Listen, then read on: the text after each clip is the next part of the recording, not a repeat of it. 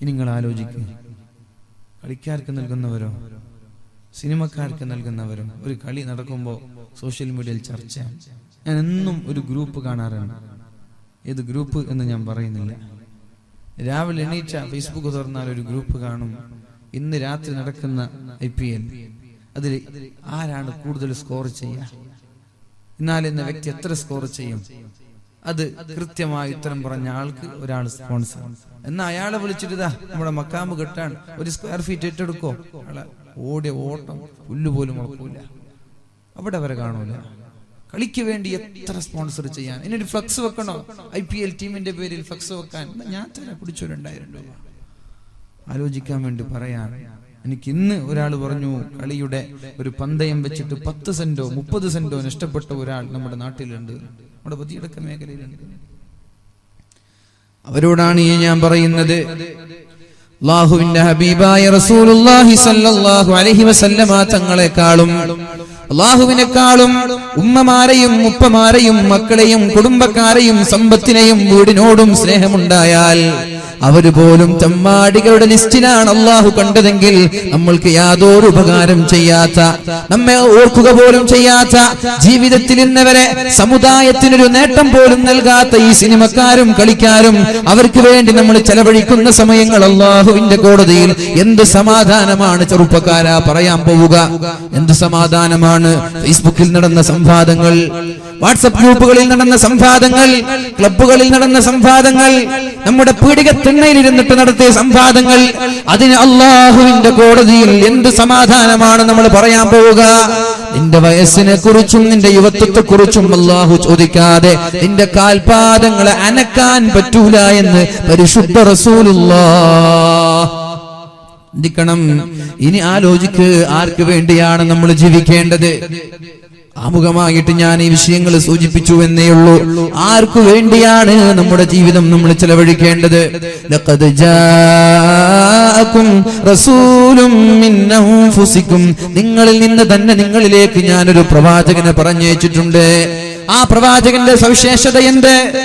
ആ പ്രവാചകന്റെ സവിശേഷത എന്ത്? ആ പ്രവാചകന്റെ പ്രത്യേകത എന്ത്? അസീസുൻ അലൈഹി മാ അനിത്തും, നിങ്ങൾക്കൊരു പ്രയാസമുണ്ടായാൽ ആ ഹബീബിന് അത് വേദനയാണ്, അത് പ്രയാസമാണ്, സഹിക്കാൻ പറ്റൂല. നമ്മൾക്ക് വേദന ഉണ്ടാകുമ്പോ നബി തങ്ങൾക്ക് സഹിക്കാൻ പറ്റൂല. ഹരീസുൻ അലൈക്കും, നിങ്ങളോട് പ്രത്യേകമായി താല്പര്യം കാണിക്കുന്ന ആളാണ് അല്ലാഹുവിന്റെ ഹബീബായ റസൂലുള്ളാഹി സ്വല്ലല്ലാഹു അലൈഹി വസല്ലം.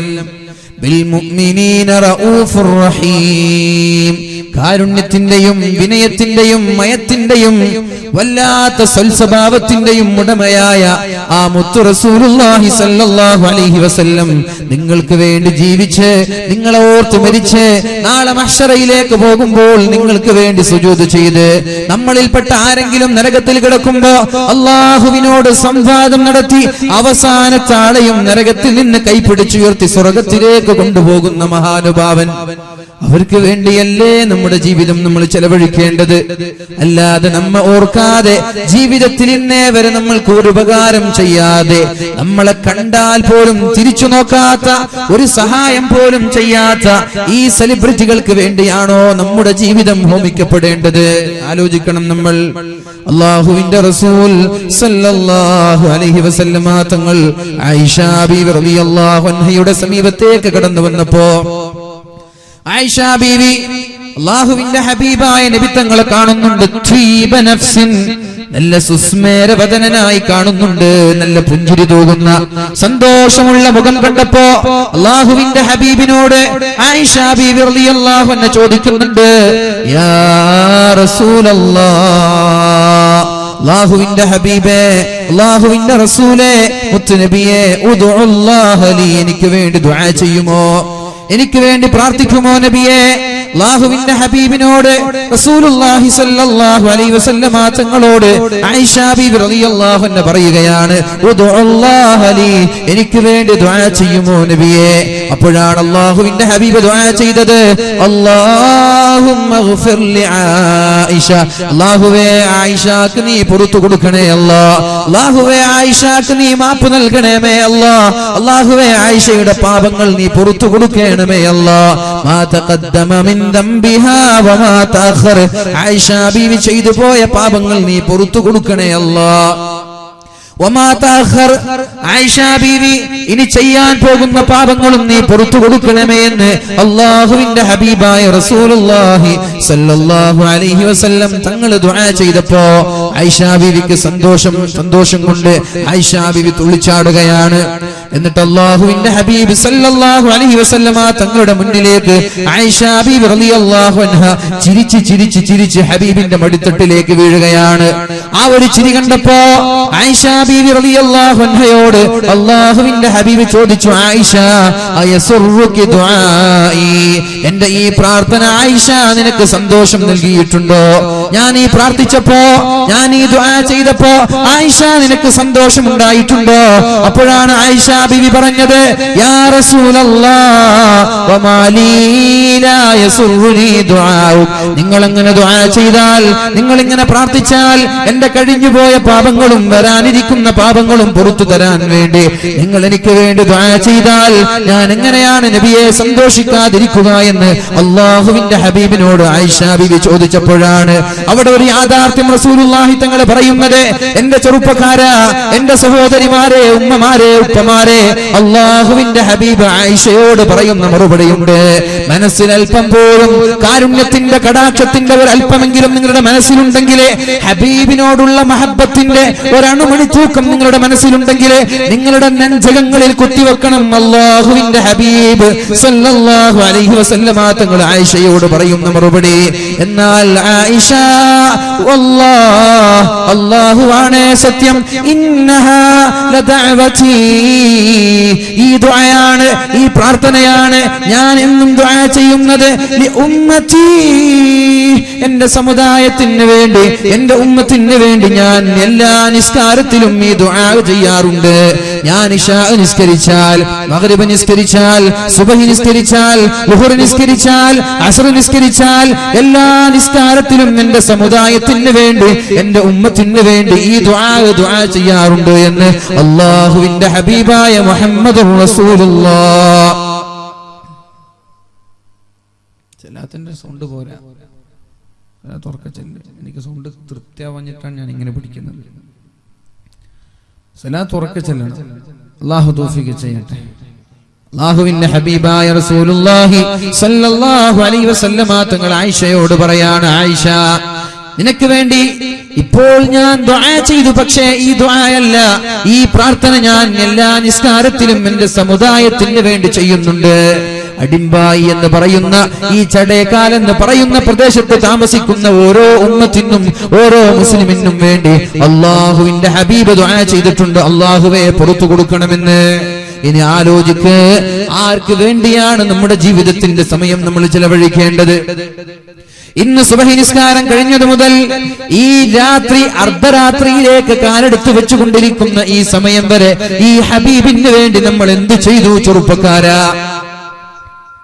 ലിക്കാർക്ക് വേണ്ടി ശബ്ദിച്ചിട്ടുണ്ടല്ലോ, ഒരുപാട് സമയം വാട്സപ്പിലും ഫേസ്ബുക്കിലും നമ്മൾ ചെലവഴിച്ചിട്ടുണ്ടല്ലോ. ഈ ഹബീബിന് വേണ്ടി നമ്മൾ എന്ത് ചെയ്തിട്ടുണ്ട്? ഹബീബിനെ ഒന്ന് ഓർത്തിട്ടുണ്ടോ? ഈ തങ്ങളെ ഒന്ന് നമ്മൾ ഓർത്തിട്ടുണ്ടോ? രാവിലെ മുതൽ വൈകുന്നേരം വരെയുള്ള ഈ സമയം വരെ ഓർത്തിട്ടുണ്ടോ? ഇനി കേൾക്കണോ, റസൂലുള്ളാഹി സ്വല്ലല്ലാഹു അലൈഹി വസല്ലം അല്ലാഹുവിന്റെ ഹബീബായ നബി തങ്ങൾ ഒരിക്കൽ സഹാബാക്കളൊക്കെ ഉറങ്ങിക്കിടക്കുന്ന സമയത്താണ് നബി തങ്ങൾ ഒരു ഖബർസ്ഥാനിലേക്ക് കടന്നു ചെല്ലുന്നത്.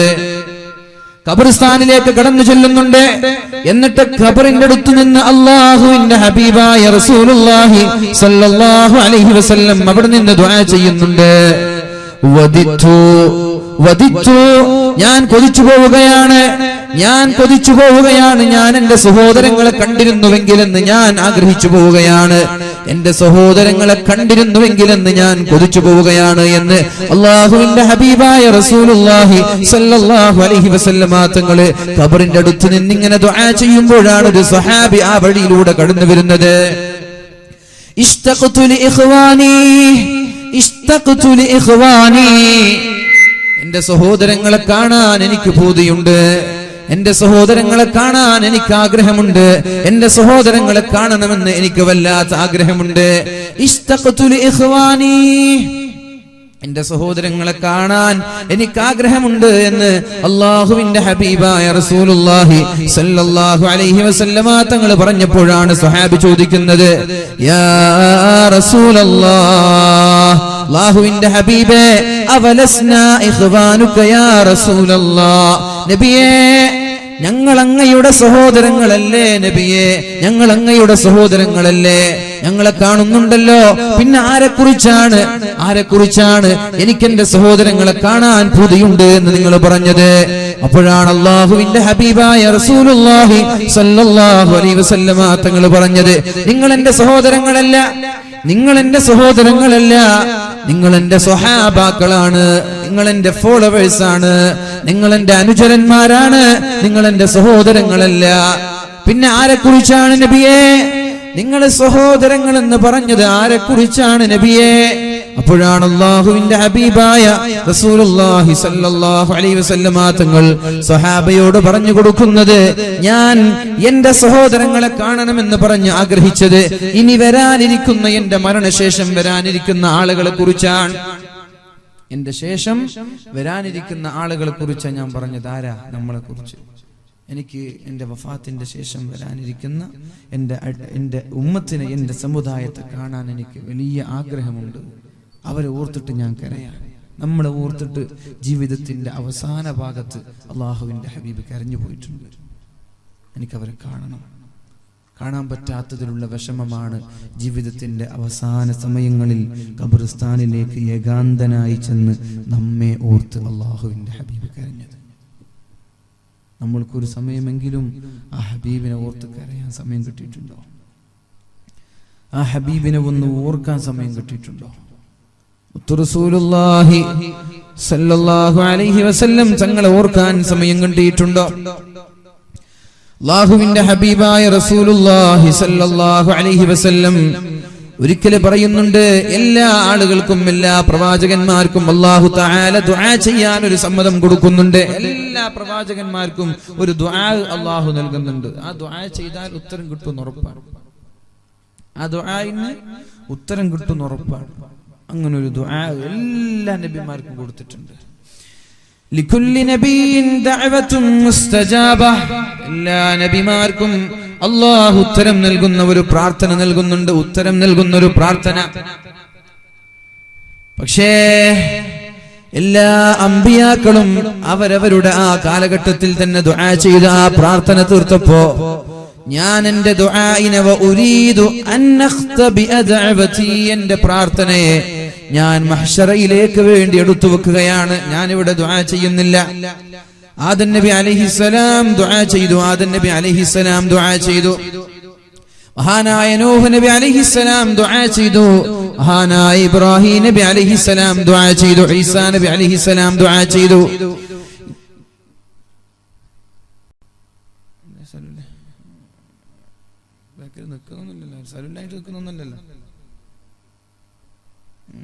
മുമ്പിൽ വന്നിട്ട് കയറിയിരിക്കണം.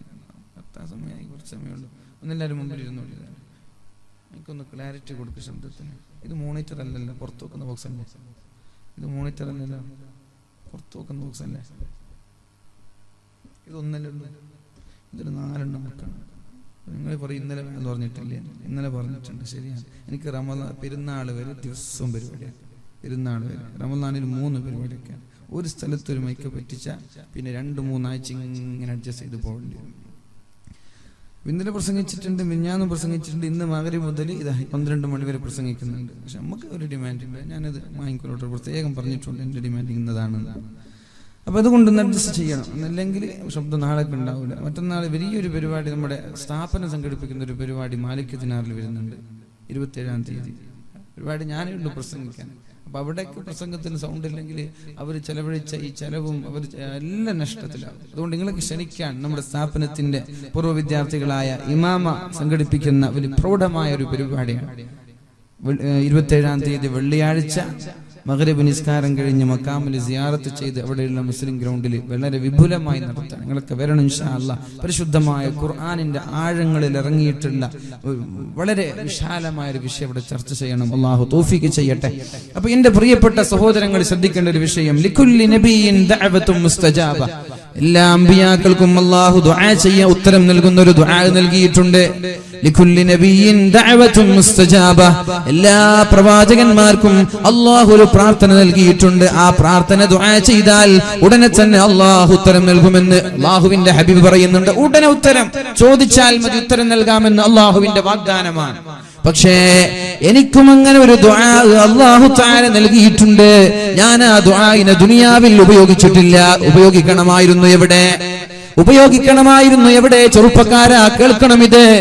മക്കക്കാരായ മുശ്രിക്കീങ്ങൾ അല്ലാഹുവിന്റെ ഹബീബിനെ വളരെ ക്രൂരമായി മർദ്ദിക്കുകയും അടിക്കുകയും അല്ലാഹുവിന്റെ ഹബീബിനെ മക്കയിൽ ജീവിക്കാൻ അനുവദിക്കാതെ ആകെ താങ്ങും തണലുമായിരുന്ന ഖദീജ ബീവി റളിയല്ലാഹു അൻഹാ ലോകത്തോട് വിട പറഞ്ഞപ്പോ ഇനി ഒന്ന് സംരക്ഷിക്കാൻ താങ്ങും തണലുമായി നിൽക്കാൻ ഒരാളില്ലാതെ വളരെ പ്രയാസപ്പെടുമ്പോഴാണ് നബി തങ്ങൾ തന്റെ കുടുംബക്കാരായ ത്വായിഫിലേക്ക് കടന്നു പോകുന്നത്. ഒരുപാട് കുടുംബക്കാര് താമസിക്കുന്ന ത്വായിഫിലേക്ക് കടന്നു പോകുന്നത്.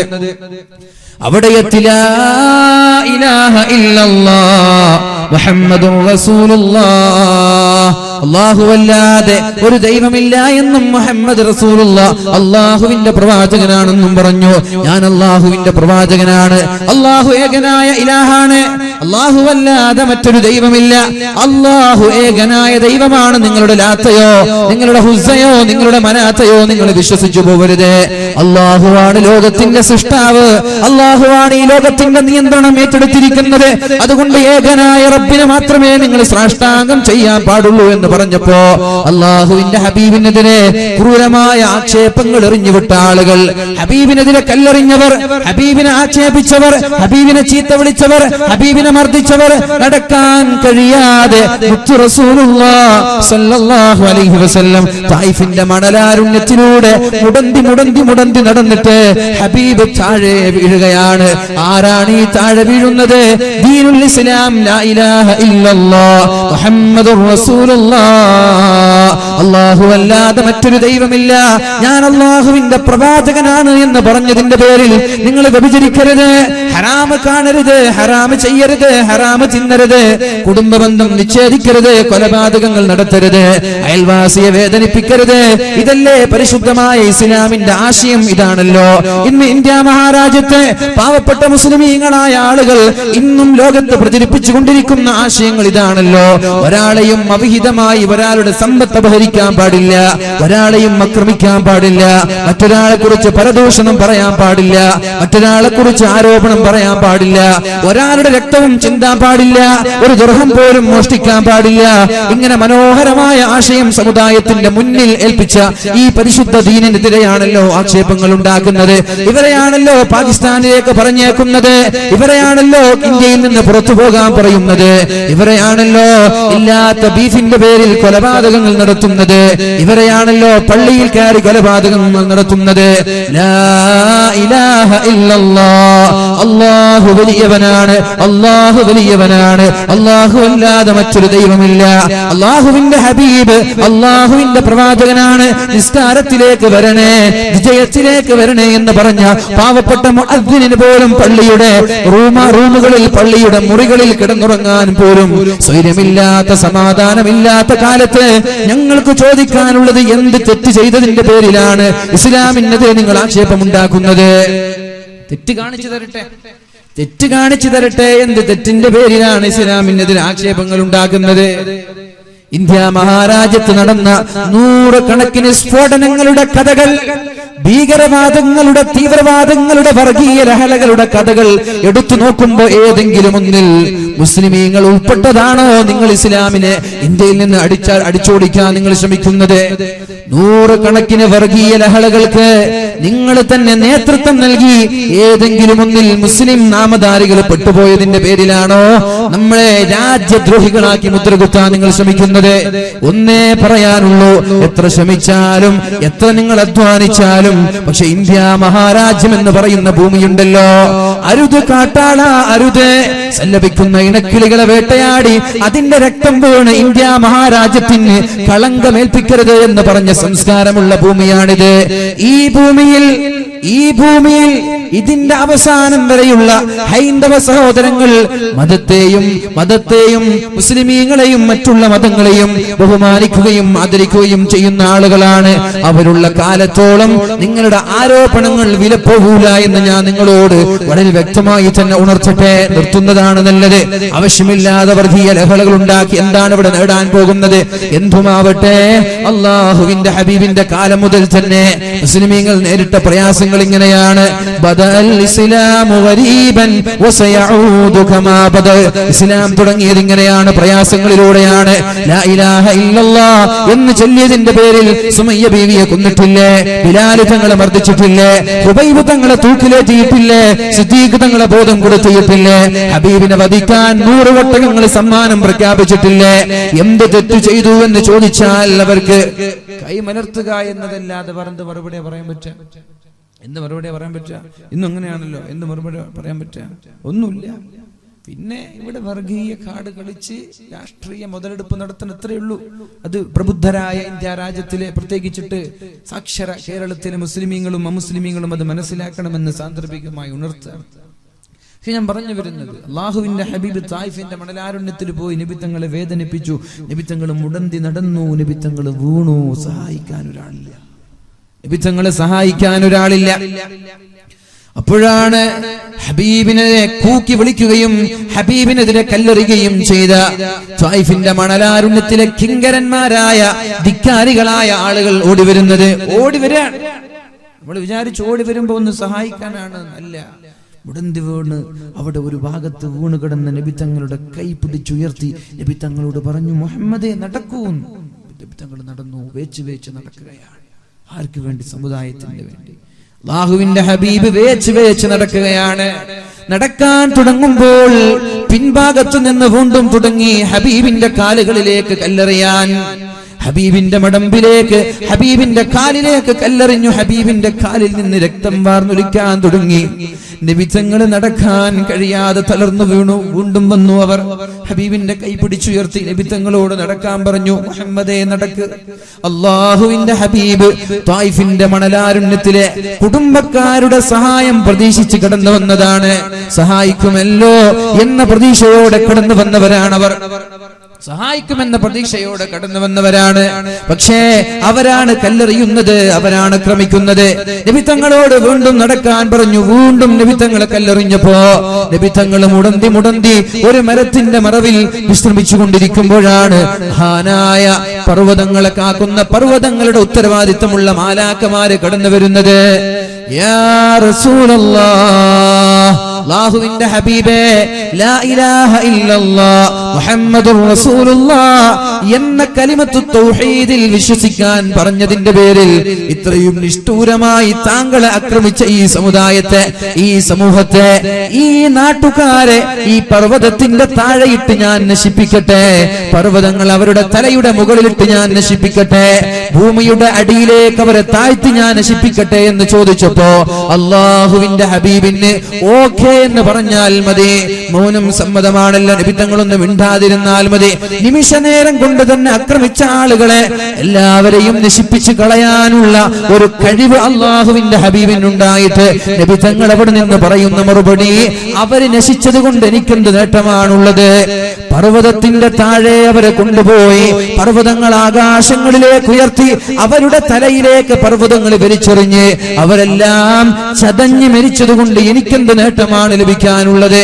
എങ്ങാനും ഒരുപാട് കാലശേഷം ഇവരിൽ നിന്നുള്ള ആരെങ്കിലും ഒരാൾ അല്ലാഹുവിന്റെ ദീൻ മനസ്സിലാക്കി ഇസ്ലാമിലേക്ക് കടന്നു വന്നാൽ അതാണല്ലേ എനിക്കുത്തമം എന്ന് പറഞ്ഞവർക്ക് സമാധാനത്തിന്റെ സന്ദേശം നൽകിയ അല്ലാഹുവിന്റെ ഹബീബ് ആ സമയത്ത് ദുആഇനെ ഉപയോഗിച്ചില്ല. ബദറിന്റെ രണാങ്കണം നടക്കുകയാണ്. എല്ലാവരും യുദ്ധത്തിന് തയ്യാറായി കൊണ്ടിരിക്കുകയാണ്. സ്വഹാബാക്കളായ ആളുകൾ, എല്ലാ സ്വഹാബാക്കളും യുദ്ധത്തിന് കൊടുമ്പിരി കൊള്ളുന്ന സമയത്ത് തന്റെ വാള് മൂർച്ചയൂട്ടി യുദ്ധത്തിലേക്ക് ഇറങ്ങിയപ്പോ അള്ളാഹുവിന്റെ ഹബീബിന്റെ വേണമെങ്കിൽ ദുആ ചെയ്യാം. അള്ളാഹുവേ, ഈ യുദ്ധത്തിൽ ഞങ്ങൾക്ക് വിജയം തരണേ അല്ലാ, നീ എനിക്ക് ഉത്തരം നൽകുമെന്ന് ഉറപ്പ് നൽകിയ ഒരു പ്രാർത്ഥനയുണ്ടല്ലോ. ദുആ ചെയ്യുവീൻ, ഞാൻ ഉത്തരം നൽകാമെന്ന് ഉറപ്പ് നൽകുന്ന ഒരു പ്രാർത്ഥന നീ എനിക്ക് തന്നിട്ടുണ്ടല്ലോ അല്ലാ.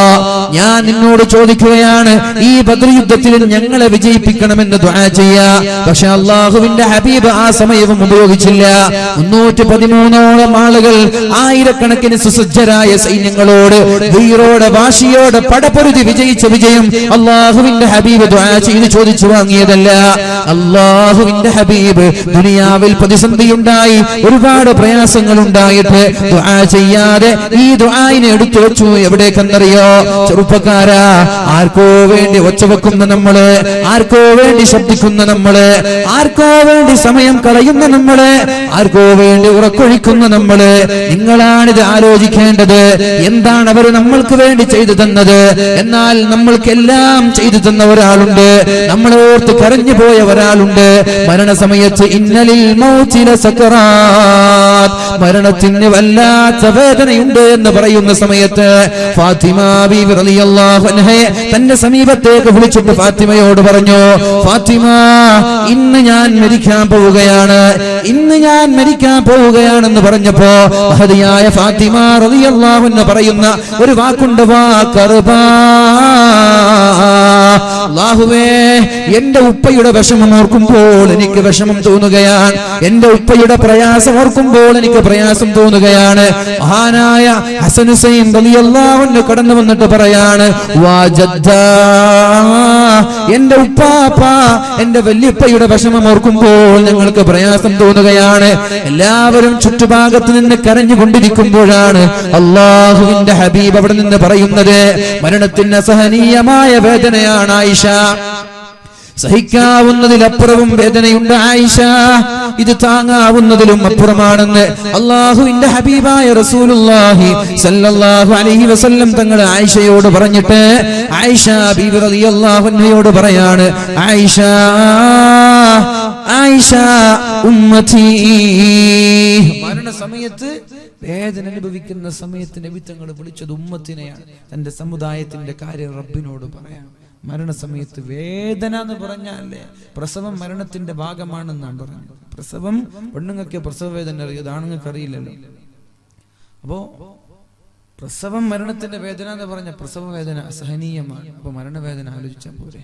ആ സമയത്ത് പോലും നബി തങ്ങൾ പറയുന്നത്, ഉമ്മത്തി, എന്റെ സമുദായത്തിനെ ഇങ്ങനെ വേദനിപ്പിക്കല്ലേ, എന്റെ സമുദായത്തിന്റെ കാര്യത്തിൽ എന്നെ തൃപ്തിപ്പെടുത്തണമേ എന്ന് അല്ലാഹുവിനോട് ദുആ ചെയ്യാൻ.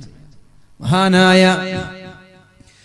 അലി ഇബ്നു അബീ ത്വാലിബ് റളിയല്ലാഹു അൻഹു കൂഫക്കാരായ ആളുകളോട് ചോദിക്കുന്നുണ്ട്, കൂഫക്കാരാ, നിങ്ങൾക്ക് പരിശുദ്ധമായ ഖുർആനിൽ ഏറ്റവും തൃപ്തിയുള്ള ആയത്ത് ഏതാണ്? പരിശുദ്ധമായ ഖുർആനിൽ ഏറ്റവും സന്തോഷം നൽകുന്ന ആയത്ത് ഏതാണ്? അപ്പോഴാണ് കൂഫക്കാർ ഓതി കൊടുക്കുന്നത്, ഖുൽ യാ അയ്യുഹല്ലദീന അസ്റഫൂ قل يا أيها الذين أسرفوا على أنفسهم لا تقنطوا من رحمة الله.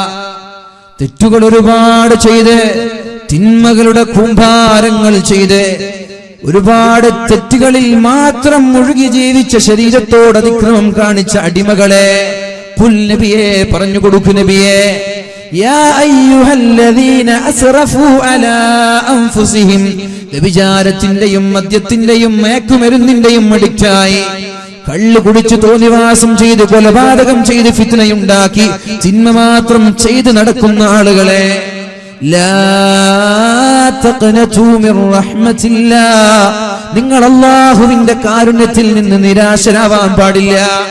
നിങ്ങൾ ഒരുപക്ഷേ ജീവിതത്തിൽ അറിയാതെ വ്യഭിചരിച്ചു പോയിട്ടുണ്ടാവാം, കള്ളു കുടിച്ചിട്ടുണ്ടാവാം, കൊലപാതകം നടത്തിയിട്ടുണ്ടാവാം, ഒരുപാട് മോഷണങ്ങൾ നടത്തിയിട്ടുണ്ടാവാം. എന്നാലും നിങ്ങൾ നിരാശരാവാൻ പാടില്ല. അല്ലാഹു പുറത്തു തരുമോ എന്ന ചിന്ത പോലും നിങ്ങൾക്കുണ്ടാവാൻ പാടില്ല. ലാ തഖ്നതു മിർ റഹ്മത്തില്ലാഹ്, അല്ലാഹുവിന്റെ കാരുണ്യത്തിൽ നിന്ന് നിങ്ങൾ നിരാശരാവരുത്. ഇന്നല്ലാഹ യഗ്ഫിറുദ്ദുനൂബ ജമീഅ. എത്ര വലിയ പാപം ചെയ്താലും എത്ര വലിയ തെറ്റ് ചെയ്താലും നിങ്ങളുടെ പാപം അല്ലാഹു പുറത്തു തരുമെന്ന് ഒരു ആയത്തോടി കൂഫക്കാര് പറയാണ്. ഞങ്ങൾക്ക് ഏറ്റവും പ്രതീക്ഷയുള്ള ആയത്ത് ഇതാണ്. അലി തങ്ങളെ പ്രതീക്ഷ നൽകുന്ന ആയത്തല്ല. എന്താ പറഞ്ഞത്? തെറ്റ് ഒരുപാട് ചെയ്ത മനുഷ്യന്മാരെ നിങ്ങൾ നിരാശരാവേണ്ട, ഞാൻ നിങ്ങൾക്ക് പുറത്തു തരുമെന്ന്. ഇത് മനുഷ്യന്മാരല്ല, ഇത് പടച്ചോനാണ്. മനുഷ്യന്മാര് പുറത്തരൂല, അവര് പുറത്തു കൊടുക്കൂല. എന്താ തെറ്റ്? എന്തെങ്കിലും ചെറിയൊരു പിറ്റി കേസ്, നടന്നു പോകുമ്പോ വാഹനത്തിന്റെ ടയറിൽ നിന്ന് ചളി തെറിച്ചതാകാം വർഷങ്ങളോളം പിണക്കവുമായി നടക്കാൻ ഒരു കാരണം. അല്ലെങ്കിൽ അയൽവാസിയുടെ തെങ്ങിൽ നിന്ന് തേങ്ങ വീണ് ഓട് പൊട്ടിയതാകാം വർഷങ്ങളോളം പിണങ്ങി നിൽക്കാൻ കാരണം. അല്ലെങ്കിൽ ഉമ്മ മരിച്ചപ്പോ സമ്പത്ത് ഓഹരി വെച്ച് കൊടുക്കുന്ന സമയത്ത് 1000 രൂപ അനുജന് കുറഞ്ഞതാവാം വർഷങ്ങളോടും ജ്യേഷ്ഠനോട് പിണങ്ങി നിൽക്കാൻ കാരണം. മനുഷ്യൻ പുറത്തു കൊടുക്കൂല. അള്ളാഹു മാപ്പ് നൽകുന്നവനാണ്, അള്ളാഹു പുറത്തു നൽകുന്നവനാണ്. യഗ്ഫിറുദ്ദുനൂബ ജമീഅ വമൻ യഗ്ഫിറുദ്ദുനൂബ ഇല്ലല്ലാഹ്. അല്ലാഹുവല്ലാതെ ഈ പാപങ്ങൾ ആരാണ് പുറത്തു തരുന്നത്? അള്ളാഹു പുറത്തു തരും. നിങ്ങൾ വിഷമിക്കേണ്ട, നിങ്ങൾ നിരാശരാവേണ്ട. ഈ ആയത്താണ് ഞങ്ങൾക്ക് ഏറ്റവും പ്രതീക്ഷയുള്ളത് എന്ന് അലി തങ്ങളോട് കൂഫക്കാര് പറഞ്ഞപ്പോഴാണ് അലി തങ്ങൾ പറയുന്നത് അതല്ല, ആ ആയത്തല്ല, ഇതിനേക്കാളും പ്രതീക്ഷ നൽകുന്ന മറ്റൊരു ആയത്തുണ്ട്. ഞാൻ ഓതിത്തരട്ടെ. ഏതാണ് ആയത്ത്? ബിസ്മില്ലാഹിർ റഹ്മാനിർ റഹീം. والضحى والليل إذا سجى ما ودعك ربك وما قلى وللآخرة خير لك من الأولى ولسوف يعطيك ربك فترضى ألم يجدك يتيما فآوى ووجدك ضالا فهدى ووجدك عائلا فأغنى فأما اليتيم فلا تقهر وأما السائل فلا تنهر. والضحى ഈ സൂറത്തിൽ വലിയൊരു പ്രതീക്ഷയുണ്ട്. അതെന്താണ്? വലസൗഫ യുഅതീക റബ്ബുക ഫതർളാ. നബിയേ, എന്താണോ നിങ്ങൾക്ക് ഇഷ്ടമുള്ളത് ഞാനത് തരാം. നമ്മളോട് പറയാണ്, നിങ്ങൾക്ക് എന്താ വേണ്ടത് നിങ്ങൾ ഇപ്പൊ ചോദിച്ചോളൂ, ഞാൻ തരാമെന്ന് പടച്ചോൻ വന്നിട്ട് പറഞ്ഞു. നിങ്ങൾ എന്താ പറയാ? പടച്ചോൻ എനിക്ക് നല്ലൊരു വീട് വേണം, നല്ലൊരു വണ്ടി വേണം, ഇങ്ങനെയൊക്കെ ഒരാൾ പറയാ. പിള്ളമാരാണെങ്കിൽ നല്ലൊരു ആപ്പിൾ 7 വേണം, അല്ലേ? ആപ്പിൾ 8 ഇറങ്ങിയാല് അത് ഇറങ്ങിയ ദിവസം തന്നെ കിട്ടാൻ വല്ല വഴി ഉണ്ടെങ്കിൽ അത് വേണമെന്നാ പറയാ. ചെറുപ്പക്കാർ കുറച്ചും കൂടി പക്വതെത്തിയ ഒരു ബുള്ളറ്റ് ഒക്കെ വേണമെന്ന് ആഗ്രഹിക്കുക, അല്ലേ? അല്ലാഹുവിന്റെ ഹബീബിനോട് അല്ലാഹു പറയാണ്, വലസൗഫ യുഅതീക റബ്ബുക ഫതർളാ. നിങ്ങൾക്ക് എന്താണോ നബിയെ വേണ്ടത് ഞാനത് തരാം. വലസൗഫ യുഅതീക റബ്ബുക ഫതർളാ. അല്ലാഹു താങ്കൾക്ക് തൃപ്തിയാകുന്നത് വരെ നൽകും നബിയെ. അപ്പോഴാണ് അല്ലാഹുവിന്റെ ഹബീബ് പറയുന്നത്, ഇദൻ ലാ അർളാ വവാഹിദും മിൻ ഉമ്മതി ഫിന്നാർ. അല്ലാഹുവേ, നീ പറഞ്ഞത് ഞാൻ ഇഷ്ടപ്പെടുന്നത് എനിക്ക് തൃപ്തിയാകുന്ന കാര്യം വരെ എനിക്ക് എന്താണോ തൃപ്തിയുള്ളത് അത് തരാമെന്നല്ലേ നീ പറഞ്ഞത്. എന്നാൽ എനിക്ക് ഏറ്റവും തൃപ്തിയും സന്തോഷവും നൽകുന്നത് എന്റെ സമുദായത്തിൽപ്പെട്ട ഒരാളും നരകത്തിൽ കിടക്കാൻ പാടില്ല. ഇനി ആലോചിക്ക് ചെറുപ്പക്കാരാ, വേണോ വിരാട് കോഹ്ലിക്ക് വേണ്ടിയിട്ടുള്ള വാഗ്വാദങ്ങൾ വാട്സപ്പിൽ വേണോ? ആലോചിക്ക്. ക്രിസ്ത്യാനോ റൊണാൾഡോയും ലയണൽ മെസ്സിക്കും വേണ്ടിയിട്ട് ഫേസ്ബുക്കിൽ സംവാദങ്ങൾ നടത്തണോ? സത്യത്തിൽ ഇവർക്ക് നമ്മളെ അറിയോ?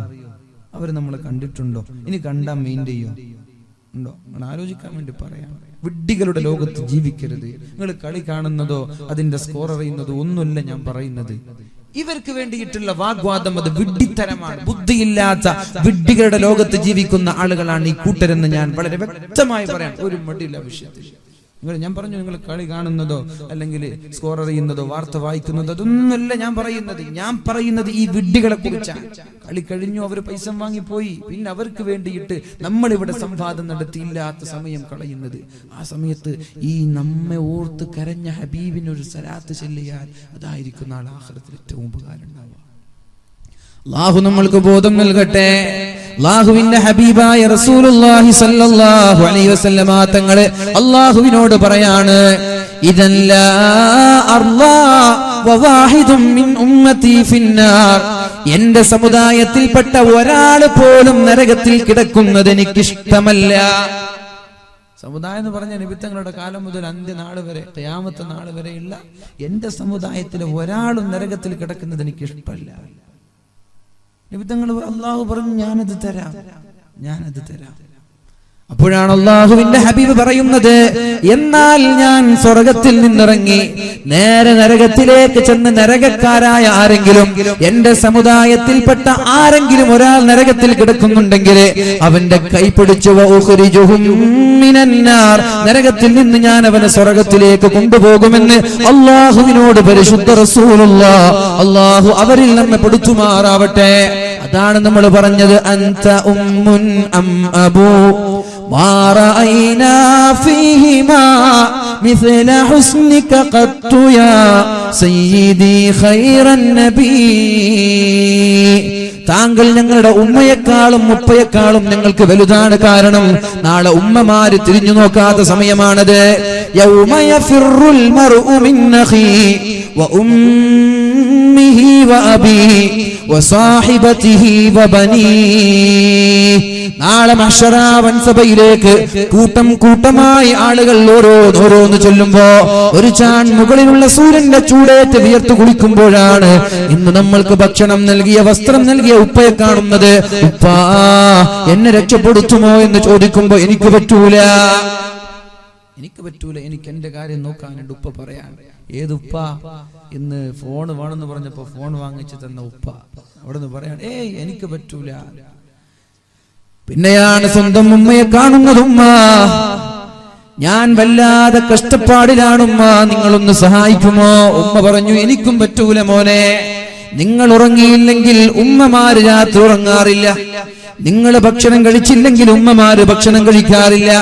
നിങ്ങളുടെ ഗർഭം ചുമന്നപ്പോഴാണ് ഉമ്മയുടെ സുന്ദരമായ മുഖത്തിന് ചുളിവ് വന്നത്, ഉമ്മയുടെ നടുവിന് വേദന വന്നത്, ഉമ്മയുടെ തല നരച്ചുപോയത് നിങ്ങൾക്ക് വേണ്ടിയിട്ടാണ്.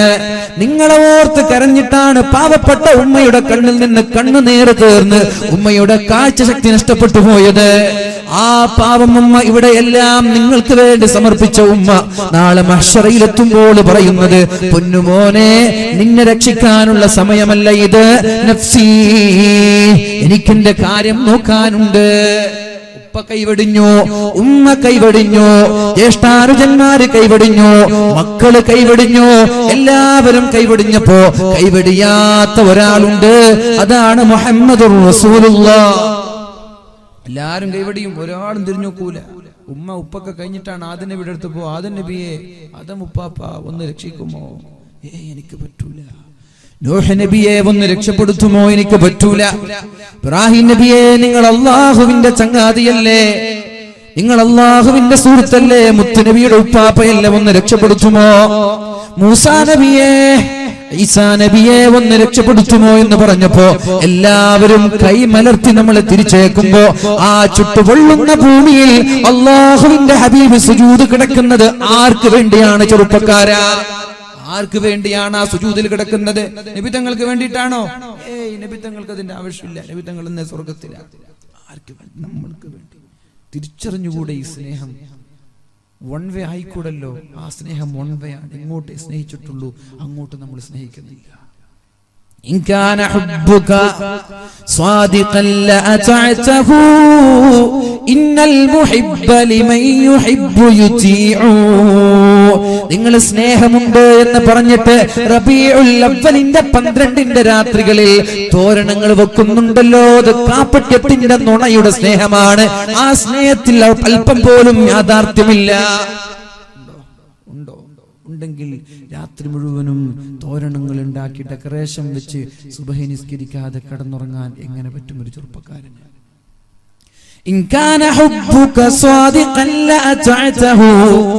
നീ നിന്റെ ഹബീബിനോട് സ്നേഹമുണ്ട് എന്ന് പറഞ്ഞിട്ട് പുതുവസ്ത്രങ്ങൾ ധരിക്കുന്നുണ്ടെങ്കിൽ ആ റബീഉൽ അവ്വലിന്റെ 12ൽ നിന്റെ ഫാൻസിന്റെ വലുപ്പം എങ്ങനെയാണ് നിര്യാണിക്ക് താഴെ പോകുന്നത്? എനിക്ക് അറിയാഞ്ഞിട്ടൊന്നല്ല, നിര്യാണിക്ക് മുകളിലാണ് മോഡൽ എന്ന് അറിയാഞ്ഞിട്ടല്ല ഞാൻ ചോദിക്കുകയാണ്. എങ്ങനെയാണ് നിങ്ങളുടെ പാൻസിന്റെ വലിപ്പം ഞെരിയാണിക്ക് താഴെ എത്തുന്നത്? ചോദിക്കട്ടെ, ക്രോപ്പ് ചെയ്ത് നടക്കുന്നത് എങ്ങനെ?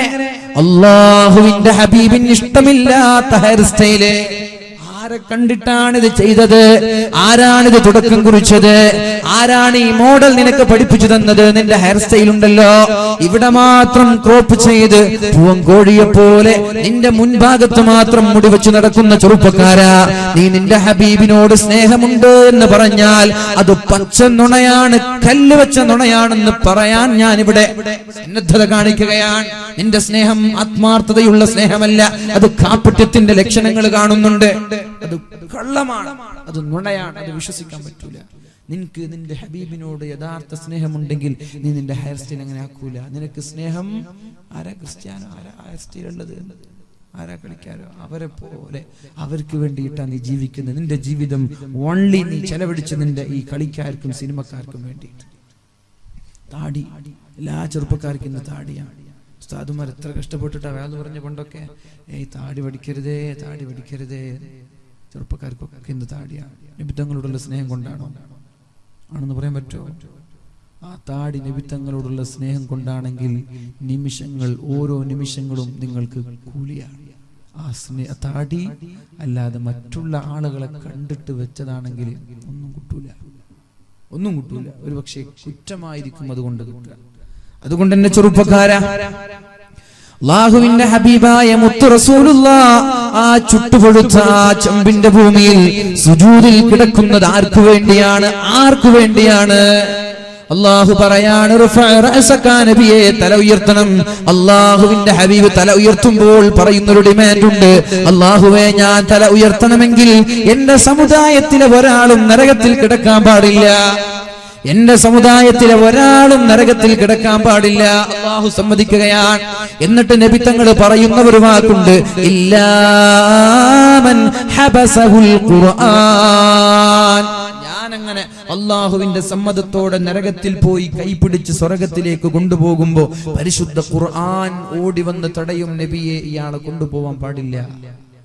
ആലോചിക്കണം നമ്മൾ. അല്ലാഹുവിന്റെ ഹബീബ് പറയാൻ, ഞാൻ എന്റെ സമുദായത്തിലെ അവസാന അംഗത്തെയെങ്കിലും സ്വർഗത്തിലേക്ക് കൊണ്ടുപോവാൻ ഞാൻ പോകുമ്പോ അവിടേക്ക് പരിശുദ്ധ ഖുർആൻ കടന്നു വന്നിട്ട് തടയും. നബിയെ, ഞാൻ അനുവദിക്കൂല. ചില ആളുകളെ ഖുർആൻ തടയും, ഞാൻ അനുവദിക്കൂല. എന്തേ? ജീവിച്ചിരിക്കുന്ന സമയത്ത് പരിശുദ്ധ ഖുർആൻ എടുത്തു ഓതാൻ സമയം കണ്ടെത്തിയിട്ടില്ല, ഖുർആനിനെ ആദരിച്ചിട്ടില്ല, ഖുർആനെ ബഹുമാനിച്ചിട്ടില്ല. ഖുർആനുമായി ബന്ധപ്പെട്ട വിഷയം ഇൻഷാ അല്ലാഹ് 27-ാം തീയതി നമ്മൾക്ക് വളരെ വിശാലമായി സംസാരിക്കാൻ തോന്നുന്നുണ്ട്. ഓൺലൈൻ നൽകുന്ന നമ്മുടെ ഫിദ ഖദർ സാഹിബ്. അപ്പൊ ആ ഒരു വിഷയം നമ്മൾ ശ്രദ്ധിക്കണം. അല്ലാഹു തൗഫീഖ് നൽകട്ടെ. ഞാൻ ചോദിക്കുന്നത്, അല്ലാഹുവിന്റെ ഹബീബ് സ്വർഗത്തിലേക്ക് കൊണ്ടുപോകാൻ വേണ്ടി നബി തങ്ങൾ പോകുമ്പോൾ നബി തങ്ങളെ പോലും ഖുർആൻ തടഞ്ഞു വെക്കുന്നതാണ്. ഇല്ലാ മൻ ഹബസഹുൽ ഖുർആൻ. ഖുർആൻ അല്ലാഹുവിന്റെ ഹബീബേ ഇവരെ നരകത്തിൽ നിന്ന് വിട്ടുതരൂല എന്ന് ചില ആളുകളെ കുറിച്ച് പറയുന്നുണ്ട്. അവരാരാണെന്നറിയുമോ? പരിശുദ്ധമായ ഖുർആൻ ബഹുമാനിക്കാത്തവർ, ഓതേണ്ടതുപോലെ ഓതാത്തവർ, പഠിക്കേണ്ടതുപോലെ പഠിക്കാത്തവർ. എന്തേ പഠിക്കാത്തത്? എന്താ ഖുർആൻ പഠിക്കാത്തത്? ഇംഗ്ലീഷ് അറിയുന്നില്ലേ? ഹിന്ദി അറിയുന്നില്ല? കാസർഗോട്ടുകാർക്കൊക്കെ ഹിന്ദി അറിയാം, എന്താ അറബി പഠിക്കാത്തത്? ഇംഗ്ലീഷ് അറിയാലോ, എന്താ അറബി പഠിക്കാത്തത്? ഞാൻ പഠിക്കാൻ അവസരമുണ്ടായിട്ടില്ല എന്ന എക്സ്ക്യൂസ് സ്വീകാര്യമല്ല, അത് ആക്സെപ്റ്റ് ചെയ്യുന്ന ഒരു കാരണമല്ല. കാരണം പഠിക്കാനുള്ള സൗകര്യം നമ്മുടെ മുമ്പിലുണ്ട്. അറബി എങ്ങനെ പഠിക്കാം? യൂട്യൂബിൽ ചെന്ന്, നെറ്റിൽ ചെന്ന്, ഇന്റർനെറ്റ് സൗകര്യം. ഇംഗ്ലീഷ് പഠിക്കാൻ പ്രത്യേകമായി വാട്സപ്പ് ഗ്രൂപ്പൊക്കെ ഉണ്ടല്ലോ. എന്താ അറബി പഠിക്കാൻ അങ്ങനെ ഒരു താല്പര്യം കാണിക്കാത്തത്? ഖുർആൻ ഓതാനല്ല പറഞ്ഞത്, ഖുർആൻ അർത്ഥം ആലോചിച്ചോതാനാ പറഞ്ഞത്. ഡോക്ടറുടെ സമീപത്ത് ചെന്നിട്ട് ക്യാൻസറിന്റെ അസുഖമുള്ള ഒരാൾ മരുന്നുമായി വീട്ടിലേക്ക് വന്നിട്ട് ആ മരുന്ന് നോക്കിയാൽ അയാളുടെ രോഗത്തിന് ശിഫ ലഭിക്കുമോ? ഹോസ്പിറ്റലിൽ പോയി മരുന്ന് വാങ്ങി വീട്ടിലേക്ക് വന്നു, മരുന്ന് ഇങ്ങനെ നോക്കി നിന്ന രോഗത്തിന് ശിഫ കിട്ടുമോ? കിട്ടൂല.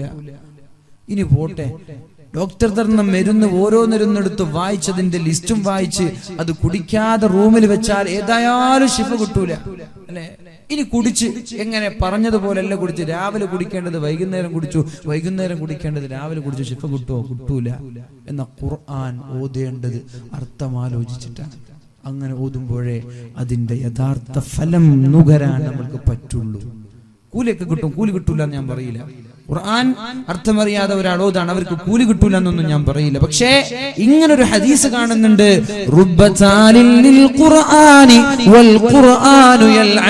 എത്രയെത്ര ഖുർആൻ ഓതുകാരാണ് ഖുർആൻ ഓതിക്കഴിഞ്ഞ് മുസ്ഹഫ് പൂട്ടി വെക്കുന്നതിന് മുമ്പേ ആ ഖുർആൻ അവരെ ശപിക്കുന്നുണ്ട്, അവരെ ശപിക്കുന്നുണ്ട്. ആരെക്കുറിച്ചായി പറഞ്ഞത്? എത്ര ഖുർആൻ ഓതുകാരാണ്. പക്ഷേ മുസ്ഹഫ് ഓതി ഖുർആൻ ഓതി പൂട്ടി വെച്ച് എണീറ്റ് പോകുമ്പോ ആ ഖുർആൻ അയാളെ ശപിച്ചുകൊണ്ടിരിക്കുകയാണ്. അപ്പൊ ഇങ്ങനെയുള്ള ആളുകളെ സ്വർഗത്തിൽ നരകത്തിൽ നിന്ന് രക്ഷപ്പെടുത്താൻ ഖുർആൻ അനുവദിക്കൂല. ഖുർആൻ തടഞ്ഞാൽ അവരെ രക്ഷപ്പെടുത്താൻ ഞാൻ ശ്രമിക്കൂല. അവരെ ഞാൻ നരകത്തിൽ തന്നെ ഇട്ടേച്ചു ഞാൻ പോകുമെന്ന് പരിശുദ്ധ റസൂൽ. അല്ലാഹു നമ്മളെ കാക്കുമാറാവട്ടെ, അല്ലാഹു നമ്മെ കാക്കുമാറാവട്ടെ. അല്ലാഹുവിന്റെ ഹബീബ് സമുദായത്തിന് വേണ്ടിയാണ് ഓരോ സമയങ്ങളും നീക്കിവെച്ചത്. ഇനി ഒന്ന് പറയട്ടെ, അല്ലാഹുവിന്റെ ഹബീബായ റസൂലുള്ളാഹി സ്വല്ലല്ലാഹു അലൈഹി വസല്ലം പരിശുദ്ധമായ സൂറത്ത് ഇങ്ങനെ ഓതിക്കൊണ്ടിരിക്കുകയാണ്. മഹാനായ അബ്ദുല്ലാഹി ഇബ്നു അംർ ഇബ്നുൽ ആസ് റളിയല്ലാഹു അൻഹു പറയുന്ന സംഭവം, നബി തങ്ങൾ ഇങ്ങനെ ഖുർആൻ ഓതുകയാണ്. ഇബ്രാഹിം നബി അലൈഹിസ്സലാം തന്റെ സമുദായത്തെ കുറിച്ച് പറയുന്ന രംഗം ഖുർആനിൽ ഓതുന്നുണ്ട്. എന്താണ് ആയത്ത്? റബ്ബി ഇന്നഹുന്ന അളലന കസീറൻ മിനൻ നാസ് ഫമൻ തബിഅനി ഫഇന്നഹു മിന്നി വമൻ അസാനി ഫഇന്നക ഗഫൂറുർ റഹീം. മഹാനായ ഇബ്രാഹിം നബി തന്റെ സമുദായത്തോട് കാണിച്ച താല്പര്യം ആ ഒരു ആയത്ത് ഓതിയപ്പോഴാണ് അല്ലാഹുവിന്റെ ഹബീബ് കരയാൻ തുടങ്ങിയത്. ഇബ്രാഹിം നബി തന്റെ സമുദായത്തെ കുറിച്ച് പറയുന്ന രംഗം ഖുർആനിൽ ഓതിയിട്ട് നബി തങ്ങൾ കരയാൻ തുടങ്ങി. മഹാനായ ഈസാ നബി അലൈഹിസ്സലാം തന്റെ സമുദായവുമായി ബന്ധം വ്യക്തമാക്കുന്ന ആയത്ത് ഓതിയിട്ട് അല്ലാഹുവിന്റെ ഹബീബ് കരയാൻ തുടങ്ങി. എന്താണ് ഇബ്രാഹിം നബി തന്റെ സമുദായവുമായിട്ടുള്ള ബന്ധം വ്യക്തമാക്കുന്ന ആയത്ത്? റബ്ബി ഇന്നഹുന്ന അളലന കസീറാ. അല്ലാഹുവേ, എന്റെ സമുദായത്തിലെ ഭൂരിഭാഗം ആളുകളും വഴിപിഴച്ചു പോയല്ലോ അല്ലാഹ്. ഇബ്രാഹിം നബി പറയാൻ, എന്റെ സമുദായത്തിലെ ഭൂരിഭാഗം ആളുകളും വഴിപിഴച്ചു പോയല്ലോ അല്ലാഹ്. ഫമൻ തബിഅനി ഫഇന്നഹു മിന്നി. ആരാണോ എന്നെ പിൻപറ്റുന്നത് അവന്റെ കൂടെ ഞാനുണ്ട്.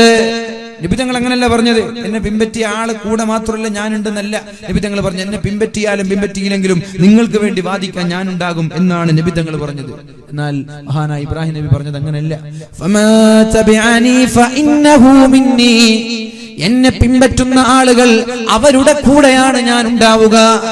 എന്നാൽ എന്നോട് ധിക്കാരം കാണിച്ച ആളുകളെ ഞാൻ നിനക്ക് വിട്ടുതരികയാണല്ലോ. നിന്റെ ചോയ്സാണ്. നിനക്ക് വേണമെങ്കിൽ ശിക്ഷിക്കാം, വേണമെങ്കിൽ അവർക്ക് പുറത്തു കൊടുക്കാം. ഇബ്രാഹിം നബി ഇങ്ങനെയാണ് സമുദായത്തെ കുറിച്ച് ഖുർആനിൽ അവതരിപ്പിക്കുന്ന രംഗം. ഇനി മഹാനായ ഈസാ നബി അലൈഹിസ്സലാമിന്റെ രംഗമെന്ത്?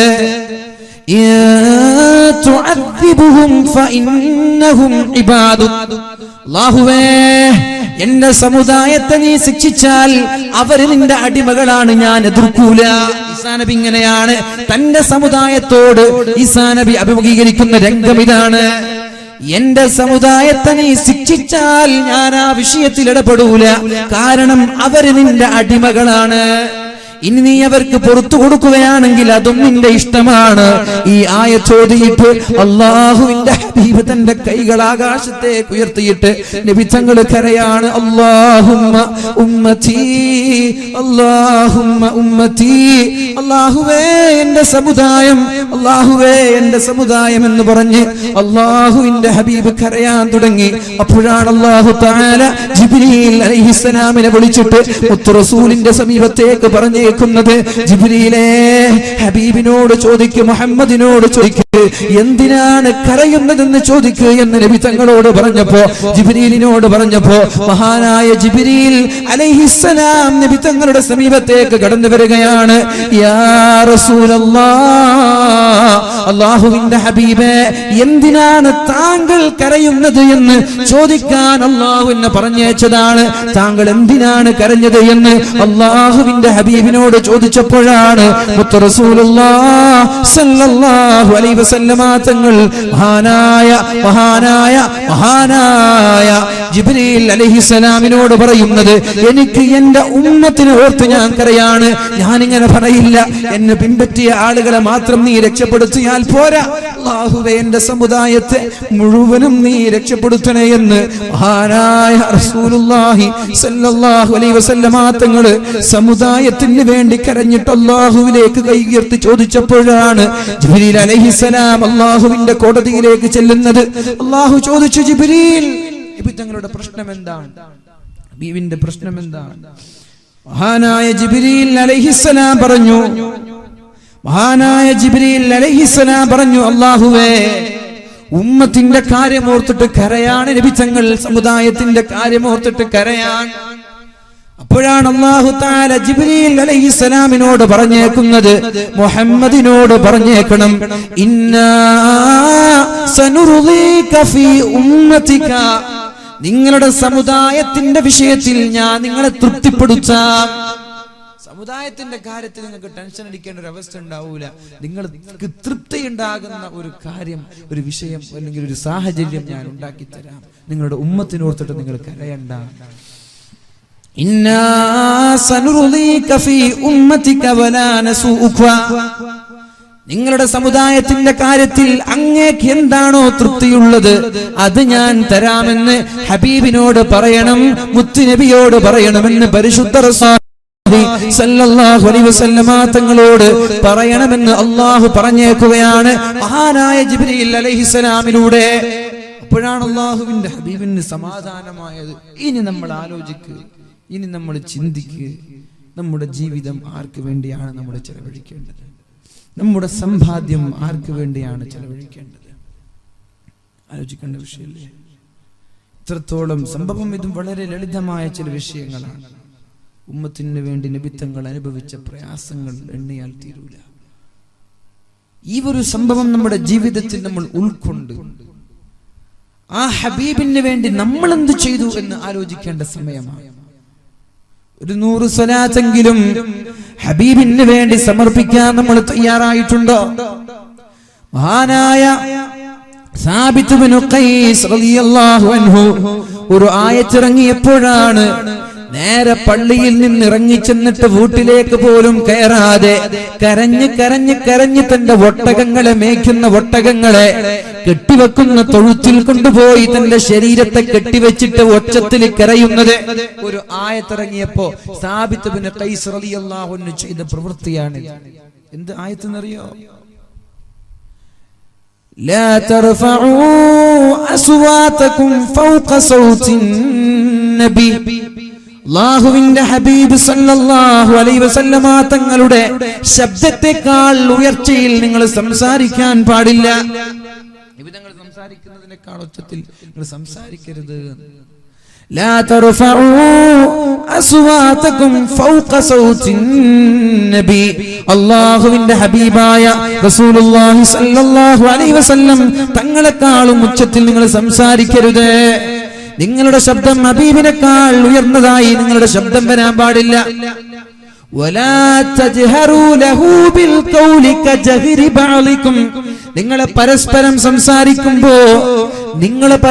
സംസാരിക്കുമ്പോൾ വളരെ ലാഘവത്തോടെ ഉച്ചത്തിൽ സംസാരിക്കുന്നത് പോലെ അല്ലാഹുവിന്റെ ഹബീബിനോട് നിങ്ങൾ സംസാരിച്ചു പോകരുത്. ഉംറക്ക് പോകുന്ന ആളുകൾക്കറിയാം, അല്ലാഹുവിന്റെ ഹബീബിന്റെ മദീന റൗളയിൽ ഹബീബിനോട് സലാം പറയാൻ പോവേണ്ടത് വളരെ ഓച്ചാനിച്ച് ശബ്ദമില്ലാതെ അച്ചടക്കത്തിൽ പോവേണ്ടതിന് പകരം സെൽഫി സ്റ്റിക്കുമായി തന്റെ നാട്ടിലുള്ള കിടന്നുറങ്ങുന്ന ഭാര്യയ്ക്ക് വീഡിയോ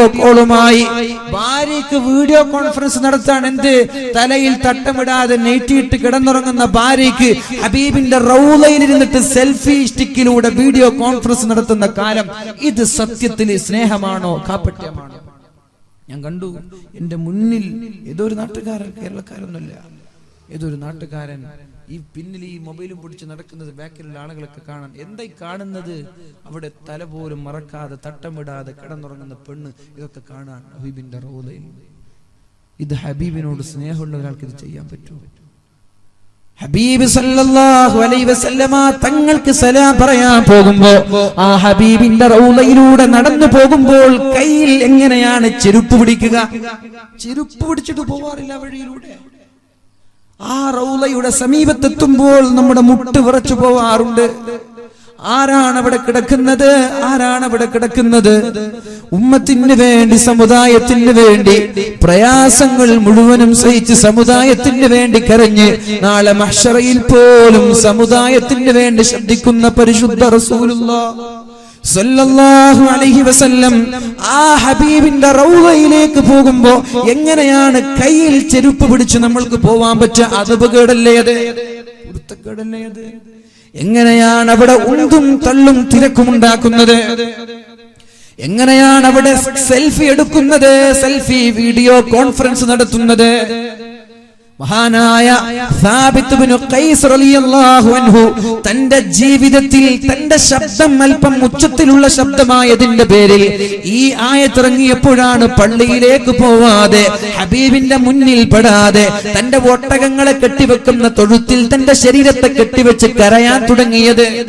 നബി തങ്ങൾക്ക് കാണുന്നില്ല സാബിത്തിനെ. അപ്പൊ ചോദിച്ചു, എവിടെ സാബിത്ത്? അവിടെ കാണുന്നില്ലല്ലോ. തങ്ങളെ വിളിച്ചോളേ, സാബിത്ത് അവിടെ കാണുന്നില്ലല്ലോ. അപ്പോഴാണ് മഹാനായ അബൂ അംർ റളിയല്ലാഹു അൻഹു സാബിത്ത് റളിയല്ലാഹു അൻഹുവിനെ അന്വേഷിച്ച് വീട്ടിലേക്ക് പോകുന്നത്. പോകുമ്പോ ഒട്ടകങ്ങളെ കെട്ടിവെക്കുന്ന ഒരു തൊഴുത്തിൽ തന്റെ ശരീരത്തെ കെട്ടിവെച്ചിട്ട് വളരെ ഉച്ചത്തിൽ കരയാണ്, അല്ലാഹ് എന്റെ അമല് പൊളിഞ്ഞു പോയല്ലോ അല്ലാഹ്. സാബിത്ത് ചോദിച്ചു, അബൂ അംർ ചോദിച്ചു, അല്ല സാബിത്ത് എന്ത് പറ്റി? പള്ളിയിൽ കാണുന്നില്ലല്ലോ, നിങ്ങൾ അന്വേഷിക്കാൻ നബി തങ്ങൾ പറഞ്ഞയച്ചതാണ്. അപ്പോഴാണ് മഹാനായ സാബിത്ത് റളിയല്ലാഹു അൻഹു പറയുന്നത്, നിങ്ങൾ കണ്ടിട്ടില്ലേ, നിങ്ങൾ കേട്ടിട്ടില്ലേ ഖുർആനിൽ ഒരു ആയത്ത് ഇറങ്ങിയത്? എന്താണ് ആയത്ത്? ലാ തർഫഉ അസ്വാതകും ഫൗഖ സൗത്തിൻ നബി. നബി തങ്ങളെക്കാൾ ഉയർന്ന ശബ്ദത്തിൽ നിങ്ങൾ സംസാരിക്കാൻ പാടില്ല. എന്റെ ശബ്ദം ഹബീബിനെക്കാളും ഉയർന്ന ശബ്ദമാണല്ലോ. എന്താണ് പറഞ്ഞത്? നിങ്ങളുടെ അമല് പൊളിഞ്ഞു പോകുമെന്നല്ലേ പറഞ്ഞത്? ഇനി ഞാൻ ഹബീബിന്റെ മുന്നിലേക്കില്ല, എന്റെ കഴിഞ്ഞു പോയ അമലുകൾ മുറിഞ്ഞു പോകുമല്ലോ.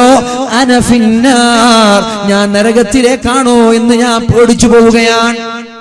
എന്റെ അമലൊക്കെ പൊളിഞ്ഞു, എന്നെ കുറിച്ചിറക്കിയ ആയത്താണോ എന്ന് എനിക്ക് പേടി തോന്നാൻ. ഞാൻ ഇനി ഹബീബിന്റെ അടുത്തേക്ക് ഞാൻ വരുന്നില്ല, എനിക്ക് പേടിയാണ്, എന്റെ അമലൊക്കെ പൊളിഞ്ഞു പോയോ എന്ന് പറഞ്ഞിട്ട് കരയാണ് മഹാനായ സാബിത്ത് റളിയല്ലാഹു അൻഹു. അപ്പോഴാണ് നബി തങ്ങൾ അബൂ അംർ റളിയല്ലാഹു അൻഹുവിനെ പറഞ്ഞിട്ട് പറയുന്നത്, സാബിത്തെ നിങ്ങൾ നരകത്തിലില്ല, അൻത ഫിൽ ജന്ന, നിങ്ങൾ സ്വർഗ്ഗക്കാരനാണ്. ഇത്രത്തോളം പരിശുദ്ധ റസൂലുള്ളാഹി സല്ലല്ലാഹു അലൈഹി വസല്ലമ തങ്ങൾക്ക് പ്രാധാന്യവും സ്നേഹവും ജീവിതവും സമർപ്പിച്ച ഒരു സമുദായം കഴിഞ്ഞ് അവരെക്കാളും പ്രാധാന്യം നമ്മൾക്ക് നൽകിയ നബി തങ്ങൾക്ക് നമ്മൾ എന്താണ് തിരിച്ചു കൊടുത്തത്? അതാണ് ഇവിടെ ചർച്ച. ഒരു 100 സ്വലാത്ത് ഒരു ദിവസത്തിൽ നമ്മൾ ചൊല്ലാൻ ശ്രമിച്ചിട്ടുണ്ടോ? ഒരു 100 സ്വലാത്ത് അല്ലാഹുവിന്റെ ഹബീബായ റസൂലുള്ളാഹി സല്ലല്ലാഹു അലൈഹി വസല്ലമ തങ്ങൾ മിൻകും ഇല്ലാ വാരിദുഹാ, വല്ലാത്ത പേടിയുണ്ട് എന്റെ ശബ്ദത്തിന്റെ കാര്യത്തിൽ. മിൻകും ഇല്ലാ വാരിദുഹാ, നിങ്ങളിൽപ്പെട്ട എല്ലാ ആളുകളും സിറാത്ത് പാലം കടക്കാതെ രക്ഷപ്പെടൂല എന്ന് പരിശുദ്ധ റസൂലുള്ളാഹ്. എല്ലാവരും സിറാത്ത് പാലം കടക്കണം. സിറാത്ത് പാലം കടക്കാതെ ഒരു കുഞ്ഞുമോന് രക്ഷപ്പെടാൻ പറ്റില്ല. എന്താ സിറാത്ത് പാലം എന്ന് പറഞ്ഞാൽ? ജിസ്റുൻ മൽറൂബ്, ഒരു പാലമാണ്. ആ പാലം മുടിയേക്കാളും നേരിയത്, വാളിനേക്കാളും മൂർച്ചയുള്ളത്. എന്നാ പിന്നെ സർക്കസിൽ പോകുന്ന ആളുകൾക്ക് വളരെ എളുപ്പത്തിൽ കടന്നു പോകാൻ പറ്റുമായിരിക്കും അല്ലെ? സർക്കസിലൊക്കെ കാണുന്നുണ്ടല്ലേ, നല്ല റോപ്പിൽ സഞ്ചരിക്കുന്ന ആൾ എത്ര കൂളായിട്ടാണ് ഒരു 10-100 നിലയുള്ള ബിൽഡിങ്ങിന്റെ മുകളിൽ നിന്ന് അപ്പുറത്തെ ബിൽഡിങ്ങിലേക്ക് യാതൊരു കുസലില്ലാതെ അല്ലെ റോപ്പിലൂടെ നടന്നു പോകുന്നത്. അവർക്കൊക്കെ ഇവിടെ രക്ഷപ്പെടാൻ പറ്റുമോ? No chance. അവിടെ രക്ഷപ്പെടുന്നത് ആർക്കാണ് ഹബീബുമായി ബന്ധമുള്ളത് അവര് മാത്രമായിരിക്കും രക്ഷപ്പെടുക. നബിത്തങ്ങൾ പാലത്തിന്റെ അപ്പുറത്ത് കിടന്നിട്ട് അവിടെ നിന്ന് നബിത്തങ്ങളുടെ സമുദായം പാലത്തിലേക്ക് കിടക്കുമ്പോൾ ചെയ്യുന്നൊരു ദുആയുണ്ട്.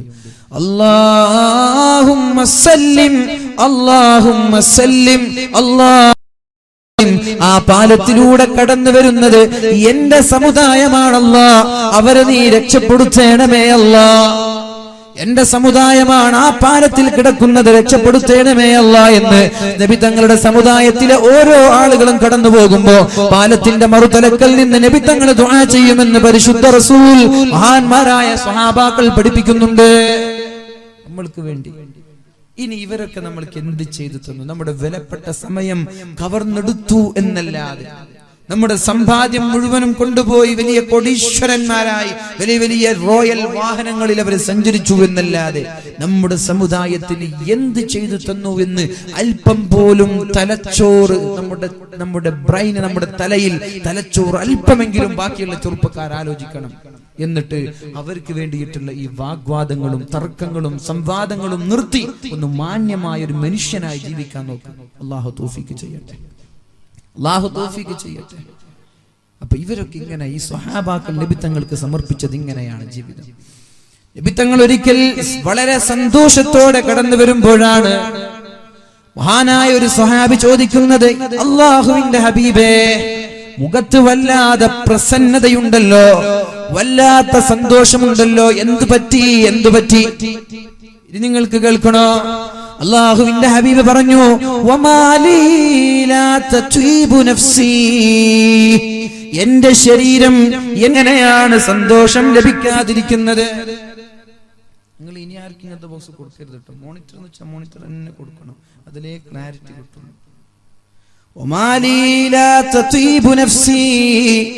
എങ്ങനെയാണ് എന്റെ മനസ്സിന്, എന്റെ ശരീരത്തിന് സമാധാനവും സന്തോഷവും ലഭിക്കാതിരിക്കുന്നത്? എന്റെ സമീപത്ത് നിന്ന് ജിബ്രീൽ ഇപ്പോൾ പോയിട്ടേയുള്ളൂ, ജിബ്രീൽ ഇവിടെ നിന്ന് പോയിട്ടേയുള്ളൂ, എന്റെ അടുത്ത് നിന്ന് ജിബ്രീൽ വിട പറഞ്ഞിട്ടേയുള്ളൂ. ജിബ്രീൽ ഇവിടെയായിരുന്നു, എന്നോട് പറഞ്ഞു, മൻ സല്ലാ അലൈക മിൻ ഉമ്മതിക സ്വലാതൻ വാഹിദ, നിങ്ങളുടെ സമുദായത്തിൽപ്പെട്ട ഒരാൾ അങ്ങേക്ക് വേണ്ടി ഒരു സ്വലാത്ത് ചൊല്ലിയാൽ, അങ്ങക്ക് വേണ്ടി താങ്കളുടെ സമുദായത്തിലെ ഒരാൾ ഒരു സ്വലാത്ത് ചൊല്ലിയാൽ അവർക്ക് വേണ്ടി അല്ലാഹു 10 സ്വലാത്ത് ചൊല്ലുമെന്ന് ജിബ്രീൽ എന്നോട് പറഞ്ഞു. ഞാൻ സന്തോഷിക്കാതിരിക്കുമോ? കാരണം എന്റെ സമുദായത്തിന് കിട്ടുന്ന ഓഫറാണല്ലോ ഇത്.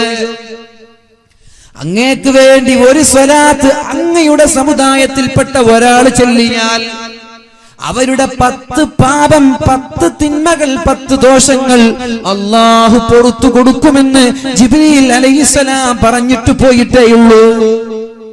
എന്റെ സമുദായത്തിന് കിട്ടുന്ന ഓഫറല്ലേ, ഞാൻ എങ്ങനെ സന്തോഷിക്കാതിരിക്കും?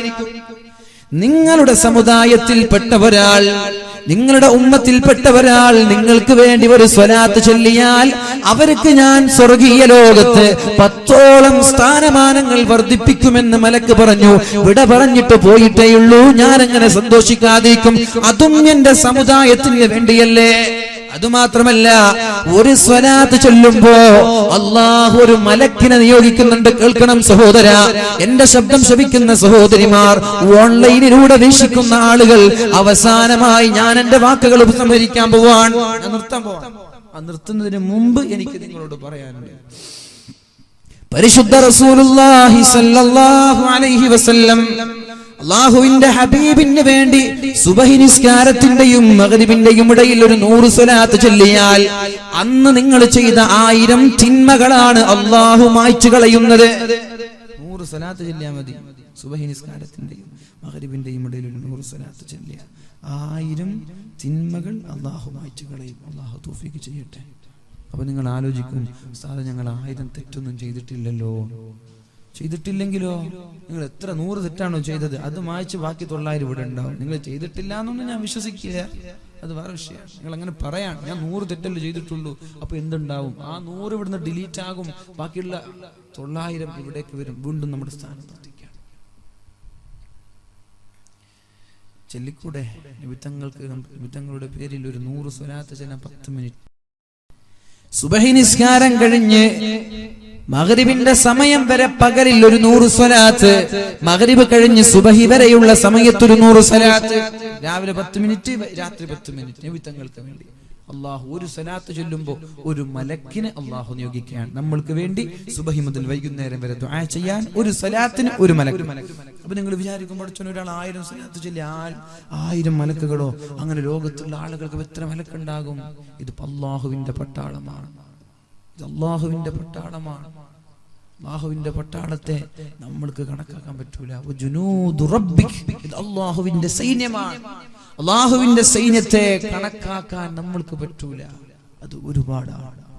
ഓരോ ചെടികൾക്ക് കീഴിലും ഒരു മലക്കുണ്ട് അള്ളാഹുവിന് തസ്ബീഹ് ചൊല്ലുന്നതായിട്ട് എന്ന് പരിശുദ്ധ റസൂലുള്ളാഹ്. ഒരു ചെടി അവിടെ കാണുന്ന പുൽമേടുകൾ, അതിലുള്ള ഓരോ ഇലകൾക്കും താഴെ ഒരു മലക്കുണ്ട് അള്ളാഹുവിന് വേണ്ടി തസ്ബീഹ് ചെല്ലുന്ന മലക്കുകൾ ഓരോ പുൽച്ചെടികൾക്കും. അപ്പൊ അള്ളാഹുവിന്റെ പട്ടാളത്തെ കണ്ടിട്ട് പേടിക്കാൻ നിൽക്കേണ്ടത് പിണറായിയുടെ പോലീസല്ല, പ്രധാനമന്ത്രിയുടെ പട്ടാളമല്ല, അള്ളാഹുവിന്റെ പട്ടാളം. അവര് ഒരു സ്വലാത്തിന് ഒരു മലക്കെന്ന രീതിയിൽ അള്ളാഹു നമ്മൾക്ക് വേണ്ടി ഏൽപ്പിക്കുകയാണ്. അള്ളാഹു തൗഫീഖ് ചെയ്യട്ടെ. ഇതിന്റെ ഒറ്റൊരു സംഭവം കൂടി പറയാണ്, അത് ഞാൻ നിർത്തും. തങ്ങൾ വന്നിട്ടില്ലെങ്കിൽ ബാക്കി ബഷീർ സമയം 11 മണിക്ക് നമ്മൾ നിർത്തുന്ന സമയമാണ്. ഇന്ന് തുടങ്ങിയത് തന്നെ 11 മണിക്കാണ്. കുഴപ്പമില്ല, സാംസ്കാരിക സമ്മേളനമൊക്കെ ഉള്ളത് കൊണ്ട് വൈകി അടുത്ത് തന്നെയാണ്, അതുകൊണ്ട് കുഴപ്പമില്ല. പക്ഷെ ഞാൻ ഈ ഒരു സംഭവം കൂടി പറഞ്ഞ് ഞാൻ എൻ്റെ വാക്കുകൾ ഉപസംഹരിക്കാം. ഒരിക്കൽ അല്ലാഹുവിന്റെ ഹബീബ് സല്ലല്ലാഹു അലൈഹി വസല്ലം വീട്ടിലേക്ക് വരുന്നത് വളരെ വിഷമത്തോടെയാണ്. വീട്ടിലിങ്ങനെ ദുഃഖിതനായിരിക്കുമ്പോ മഹദിയായ ആയിഷ ബീവി റളിയല്ലാഹു അൻഹ ചോദിച്ചു, നബിയേ നിങ്ങൾക്ക് എന്ത് പറ്റി നബിയേ? അറാക ഹസീന, അങ്ങയെ ദുഃഖിതനായി വല്ലാത്ത വേദനയോടെ ടെൻഷനോടെ കാണുന്നുണ്ടല്ലോ, ദുഃഖിതനായി കാണുന്നുണ്ടല്ലോ. അങ്ങേക്ക് എന്ത് പറ്റി നബിയേ? എന്ത് പറ്റി അങ്ങേക്ക്? ഞാൻ താങ്കളെ വല്ലാതെ ദുഃഖിതനായിട്ട് കാണുന്നുണ്ടല്ലോ. അപ്പോഴാണ് അല്ലാഹുവിന്റെ ഹബീബായ റസൂലുള്ളാഹി സ്വല്ലല്ലാഹു അലൈഹി വസല്ലമ തങ്ങൾ പറയുന്നത്, നബി തങ്ങൾ പറഞ്ഞ മറുപടി, ആയിഷ ഇന്ന് ഞാനൊരു കാര്യം ചെയ്തിട്ടുണ്ട്, ഇന്ന് ഞാനൊരു പ്രവർത്തനം ചെയ്തിട്ടുണ്ട്, ഞാനിപ്പോൾ കൊതിക്കുകയാണ്. ആ കാര്യം ചെയ്യേണ്ടിയിരുന്നില്ല, ഞാൻ ചെയ്തു പോയി. പക്ഷെ ചെയ്തതിന് ശേഷം ഞാൻ ആലോചിച്ചപ്പോ എനിക്ക് തോന്നി, ഇത് വേണ്ടായിരുന്നു. എന്ത് പറ്റി നബിയെ? ഏതാണ് ആ പ്രവൃത്തി? മുത്തുനബി സല്ലല്ലാഹു അലൈഹി വസല്ലം പറഞ്ഞു, ഉസ്മാൻ ഇബ്നു മൽഊനിന്റെ കൈകളിൽ നിന്ന് കഅബയുടെ താക്കോല് വാങ്ങിച്ച് ഫത്ഹ് മക്ക നടന്ന ദിവസമാണ്. എല്ലാവരും സന്തോഷത്തോടെ ആഹ്ലാദത്തോടെ മക്കയുടെ വിജയം ആസ്വദിക്കുന്ന സമയത്ത് ദുഃഖിതനായിരിക്കുന്ന ഹബീബിനെ കണ്ടപ്പോഴാണ് ആയിഷ ബീവി ചോദിച്ചത്, അല്ലാഹുവിന്റെ ഹബീബേ, എല്ലാവരും സന്തോഷത്തോടെ ആഹ്ലാദത്തോടെ സമയം ചെലവഴിക്കുമ്പോ എന്തേ നിങ്ങൾ ഇങ്ങനെ ദുഃഖിതനായിരിക്കുന്നത്? നബി തങ്ങൾ എപ്പോഴാണ് പറഞ്ഞത്, ആ പരിശുദ്ധമായ കഅബയുടെ താക്കോല് ഞാൻ ഉസ്മാൻ ഇബ്നു മൽഊനിന്റെ കൈകളിൽ നിന്ന് വാങ്ങിയിട്ട് അകത്തേക്ക് കടന്നിട്ട് 2 റക്അത്ത് ഞാൻ സുന്നത്ത് നിസ്കരിച്ചിട്ടുണ്ട്. കഅബയുടെ അകത്ത് ഞാൻ 2 റക്അത്ത് സുന്നത്ത് നിസ്കരിച്ചു. പക്ഷെ അല്ലാഹു എന്നോട് നിസ്കരിക്കാൻ പറഞ്ഞിട്ടില്ല. തെറ്റൊന്നുമില്ല, അല്ലാഹു എന്നോട് കഅബയുടെ അകത്ത് നിസ്കരിക്കാൻ പറഞ്ഞിട്ടില്ല. ഞാൻ ആ കഅബയുടെ അകത്ത് നിസ്കരിച്ചു പോയി. ആയിഷ, അതിലെന്താണ് നബിയെ ദുഃഖിക്കാനുള്ളത്? അതിലെന്താണ് നബിയെ ഇത്ര വിഷമിക്കാനുള്ളത്? അത് സന്തോഷമുള്ള കാര്യമല്ലേ, അത് പുണ്യമുള്ള കാര്യമല്ലേ എന്ന് അല്ലാഹുവിന്റെ ഹബീബിനോട് ആയിഷ ബീവി ചോദിച്ചപ്പോഴാണ് ലോകത്തിന്റെ മുത്ത് റസൂലുള്ളാഹ് നമ്മുടെ സമുദായം ഉമ്മത്തെ എത്രത്തോളം നമ്മൾക്ക് പരിഗണന നൽകി എന്നറിയാൻ വേണ്ടിയാണ് ഞാനിത് പറയുന്നത്. എത്രത്തോളം സമുദായത്തെ പരിഗണിച്ചു എന്ന് മനസ്സിലാക്കാനാണ് ഞാനിത് പറയുന്നത്. എന്റെ കാലശേഷം, എന്റെ വഫാത്തിന്റെ ശേഷം ലോകത്തിന്റെ ചക്രവാളങ്ങളിൽ നിന്ന്, ലോകത്തിന്റെ മുക്കുമൂലകളിൽ നിന്ന് ഹജ്ജ് ചെയ്യാനും ഉംറ ചെയ്യാനും വേണ്ടി മക്കയിലേക്ക് കടന്നു വന്നിട്ട് പരിശുദ്ധമായ കഅബ കാണുമ്പോ ഹജറുൽ അസ്വദ് തൊട്ടുമുട്ടാൻ അവർ ആഗ്രഹിക്കുന്നത് പോലെ അതിന് ഉന്തും തള്ളുമായി ഹജറുൽ അസ്വദ് ചുംബിച്ചു കഴിഞ്ഞാൽ പിന്നെ അവർ ആലോചിക്കുന്നത്, എന്റെ ഹബീബ് കഅബയുടെ അകത്തളങ്ങളിൽ നിസ്കരിച്ചിട്ടുണ്ടല്ലോ, എനിക്കുമൊന്ന് കഅബയുടെ അകത്തളങ്ങളിൽ നിസ്കരിക്കണമല്ലോ. പക്ഷെ അവർക്ക് നിസ്കരിക്കാൻ കഴിയില്ലല്ലോ. ഞാൻ നിസ്കരിച്ചത് കാരണം ശേഷം വരുന്ന ആളുകൾക്ക് ആഗ്രഹം ഉണ്ടാകും കഅബയുടെ അകത്ത് നിസ്കരിക്കാൻ, പക്ഷെ അവർക്കാണെങ്കിൽ നിസ്കരിക്കാൻ പറ്റൂല. അപ്പൊ അവർക്കൊരു വിഷമം വരും, പഠിച്ചു നബി തങ്ങൾ നിസ്കരിച്ചിട്ടുണ്ട്, എനിക്ക് നിസ്കരിക്കാൻ പറ്റുന്നില്ലല്ലോ. അപ്പൊ അവർക്ക് വിഷമം വരും. ആ വിഷമം ഓർത്തിട്ടാണ് ഞാനിപ്പോൾ ദുഃഖിക്കുന്നത്. കാരണം ഞാൻ അങ്ങനെ ചെയ്തത് കൊണ്ടല്ലേ എന്റെ ഉമ്മത്തിന്റെ വിഷമം ഉണ്ടായത്. യാ അല്ലാഹ്, ഉമ്മത്തിന്റെ വിഷമം നബി തങ്ങൾ കണ്ടറിഞ്ഞിട്ട് വിഷമിച്ച് കരയാണ്. ഞാനങ്ങനെ ചെയ്തത് കൊണ്ടല്ലേ എന്റെ സമുദായത്തിന് ശേഷം ദുഃഖം വരുന്നത്. അവരുടെ ദുഃഖമോർത്ത് ഞാൻ വിഷമിക്കുകയാണ്. ഞാനത് ചെയ്യേണ്ടിയിരുന്നില്ല, എനിക്കത് വേണ്ടായിരുന്നു എന്ന് പരിശുദ്ധ റസൂലുള്ളാഹി സ്വല്ലല്ലാഹു അലൈഹി വസല്ലം. അതുകൊണ്ട് എൻ്റെ ഇവിടെ കൂടിയിരിക്കുന്ന എല്ലാ ആളുകളോടും സഹോദരിമാരോടും എനിക്ക് പറയാനുള്ളത്, അള്ളാഹുവിന്റെ ഹബീബിനെയാണ് നമ്മൾ സ്നേഹിക്കേണ്ടത്. നമ്മുടെ ജീവിതത്തിന്റെ ഒട്ടുമിക്ക ഭാഗങ്ങളും തെറ്റിലേക്കും തിന്മയിലേക്കും പോകുമ്പോൾ സ്വലാത്തിലൂടെ ആ തിന്മകളെ മായ്ച്ചു കളയാനുള്ളൊരു ശ്രമം നമ്മൾ നടത്താം. സ്വലാത്ത് ഇങ്ങനെ അധികരിപ്പിക്കുക. ഡ്രൈവ് ചെയ്യാണെങ്കിലും, വണ്ടി ഓടിക്കുകയാണെങ്കിലും, വീട്ടിൽ കിച്ചണിലാണെങ്കിലും, അലക്കുകയാണെങ്കിലും, അടിക്കുകയാണെങ്കിലും, നടക്കുകയാണെങ്കിലും സ്വലാത്ത് ഹബീബിന്റെ പേരിൽ അധികരിക്കും തോറും നമ്മുടെ തിന്മയുടെ ഏടിങ്ങനെ കുറഞ്ഞു വരും, കാലിയായി വരും. وأما من أوتي كتابه بيمينه فسوف يحاسب حسابا يسيرا. ഒരാളുടെ നന്മയുടെ ഏട് വലങ്കയിൽ നൽകപ്പെട്ടാൽ അവർക്ക് ഹിസാബില്ലാതെ സ്വർഗത്തിലെത്താം. ഫസൗഫ യുഹാസബു ഹിസാബൻ യസീറാ. നന്മയുടെ ഈ നമ്മുടെ തിന്മയുടെയും നന്മയുടെയും ഏടുകൾ ഉണ്ടാകുമ്പോൾ ആ ഏട് വലങ്കയിൽ നൽകപ്പെടണമെങ്കിൽ നന്മയുടെ ഏടിന് ഭാരം വേണം. ആ ഭാരം ഉണ്ടാവാൻ സലാത്ത് വർദ്ധിപ്പിക്കും തോറും ഒരു സലാത്തിന് 10 തിന്മകൾ എന്ന രീതിയിൽ മുഴുവനും ഇത് ഡിലീറ്റ് ചെയ്യപ്പെടാൻ. മായ്ച്ചു എന്ന് പറഞ്ഞ പിന്നെ അത് കാണുക പോലും ഇല്ല, അതിന്റെ അസർ, അതിന്റെ അടയാളം പോലും ഉണ്ടാവില്ല. മായ്ച്ചു കളയും ചെറുദോഷങ്ങൾ. അള്ളാഹു പുറത്ത്